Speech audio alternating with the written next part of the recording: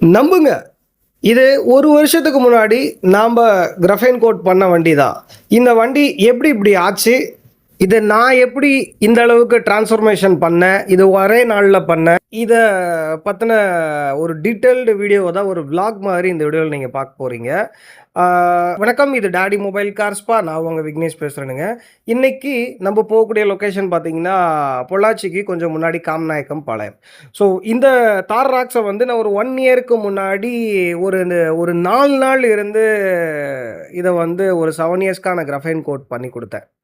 ஸ்பாட்டுக்கு போயி ஒரு பேரதிர்ச்சி காத்திருந்தது. என்னடா நம்ம கோட்டிங் பண்ணி குடுத்த வண்டியா இந்த அளவுக்கு இருக்கு அப்படின்னு சொல்லிட்டுங்க.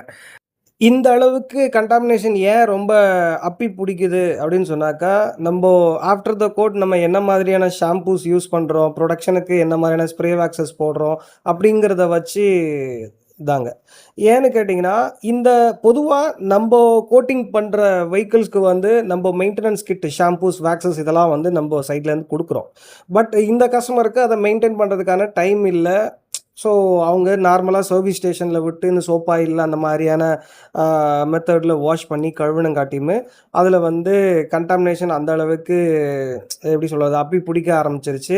நீங்க ப்ராப்பர் கெமிக்கல்ஸ் குடுத்து மெயின்டெயின் பண்ணாத பட்சம், பூஸ்டர்ஸ் பண்ணும்போது பெயிண்ட் கரெக்ஷன் பண்ணி பூஸ்டர்ஸ் போடுற மாரி ஆயிரும். அது உங்களுக்கு தான் எக்ஸ்பென்சிவா வந்து சேரும். ஸோ, ஆஃப்டர் த கோட் நீங்க ஒரு கோட்டிங் சேஃபர் ஷாம்பூஸ், வேக்ஸஸ் யூஸ் பண்ணுங்க. நீங்க இந்த மாதிரியா கோட்டிங் சேஃபர் ஷாம்பூஸ், வேக்ஸஸ் யூஸ் பண்ணி ஒரு கரெக்டான டெக்னிக்ல வாஷ் பண்ணீங்க அப்படின்னு சொன்னாக்கா, உங்களுக்கு பூஸ்டர்ஸ்க்கான செலவு குறையும். வாஷ் முடிச்சிட்டதுக்கப்புறம் கோட்டிங் சேஃபர் கிளேபா ட்ரீட்மெண்ட் பண்ணி அதனுடைய ஹைட்ரோஃபோபிக் பேரியரை வந்து ரீஆக்டிவேட் பண்ணி குடுத்தாங்க. அப்புறம் கஸ்டமர் வந்துங்க இன்டீரியருக்கு 7D மேட் கேட்டிருந்தாங்க. ஸோ தட் அதுவும் கூட நம்ப ப்ரொவைட் பண்ணி குடுத்தோம்.